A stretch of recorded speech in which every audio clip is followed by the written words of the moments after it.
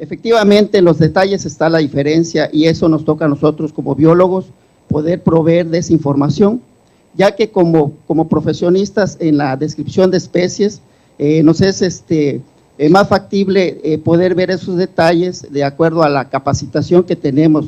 Yo como biólogo soy microscopista, reviso microalgas de importancia en salud pública y esos detalles me han permitido a mí poder extender en el ámbito profesional como biólogo estas observaciones que se hace en la taxonomía, y esta es la taxonomía descriptiva, la diagnosis.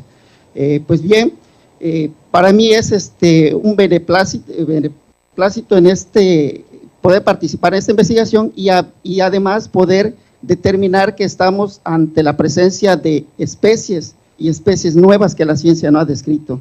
Evidentemente por las características que hemos visto, tridáctilos, los pequeños de 60 centímetros con las características que en conjunto nos lleva a determinar rasgos de tipo reptil, y lo controversial es aquí de forma humanoide, de tal manera que viene a conjugarse todos esos elementos para tener definido en la parte de la biología esta naturaleza de tipo reptil.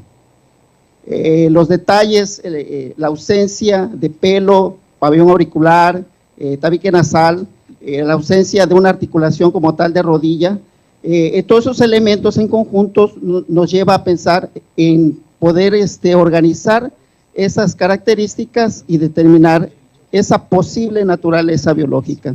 Y lo podemos corroborar a partir de otros elementos como es la piel de tipo reptil. Vemos una piel de tipo porosa, una piel que presenta escamas. Entonces, estos elementos son de sustentación para poder discernir la naturaleza de estos seres. De tal manera que estamos a la presencia y la identificación de manera muy correcta y puntual de esta especie en particular, de los de 60 centímetros. La presencia de huevos nos indica precisamente ese aspecto biológico. Las formas simétricas que se presentan en estos huevos son típicos de los reptiles. Si fuera un ave, encontraríamos huevos de tipo ovoide, una base más ancha que el polo superior más angosta. De tal manera que, partiendo de esos principios básicos de la anatomía descriptiva, tenemos entonces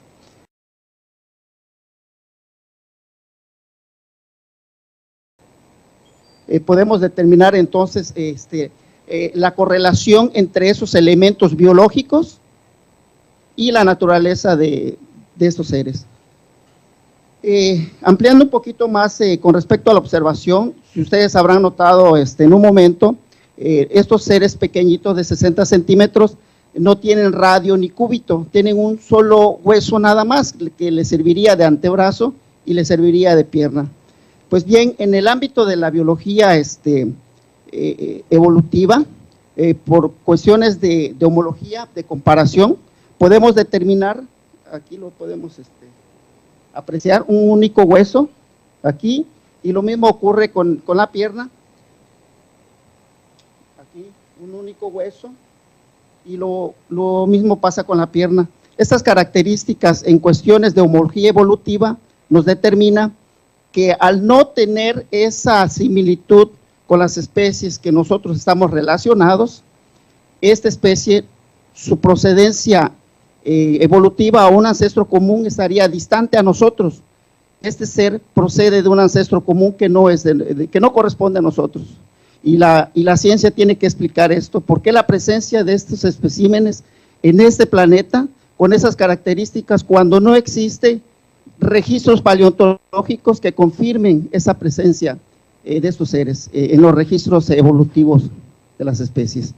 De tal manera que, dando una conclusión de manera muy preliminar, determinamos que el origen de estos seres, al menos aquí en el planeta, otro aspecto muy importante, un único hueso, como podemos ver acá, que sería la palma de la mano, con respecto a los 3 dedos, haciendo una analogía con seres que alguna vez estuvieron presentes en el planeta Tierra, lo podemos referir a los velociraptors, por la forma de analogía que tienen estos huesos a los del velociraptor, que sabemos que es un reptil extinto, pero que sin embargo carece del radio y cúbito y los huesos carpianos como ellos lo tenían.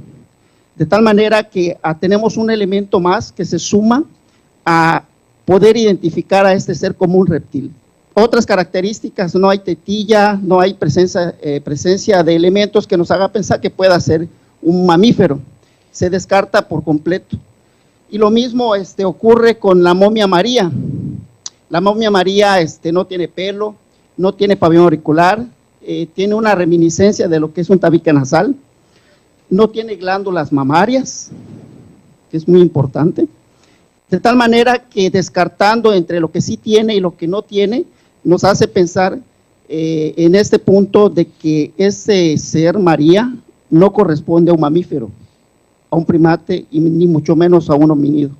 Habría que indagar un poquito más y es lo que se está procurando hacer, y ya no solamente en el estudio del ADN de manera muy general, sino tenemos que ir en el estudio genómico completo, la secuenciación, para determinar entonces cuál es el verdadero origen biológico de estos seres.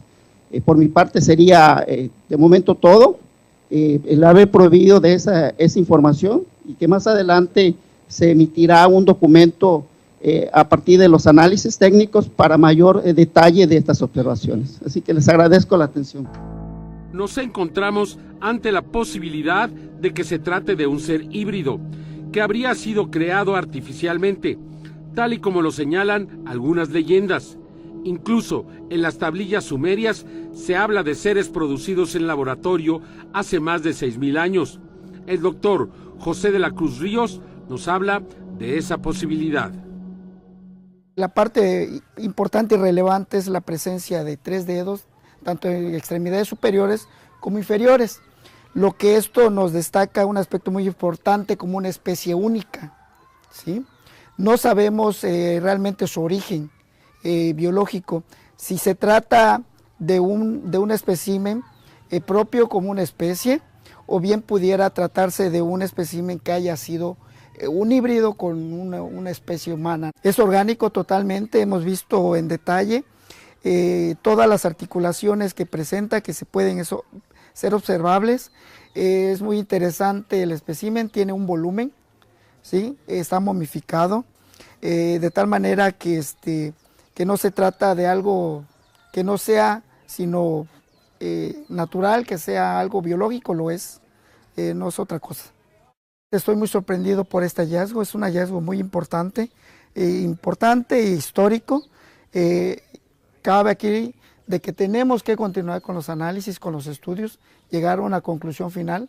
Los científicos nos van a dar esa oportunidad de nuevos conocimientos en base a estos estudios que se hagan.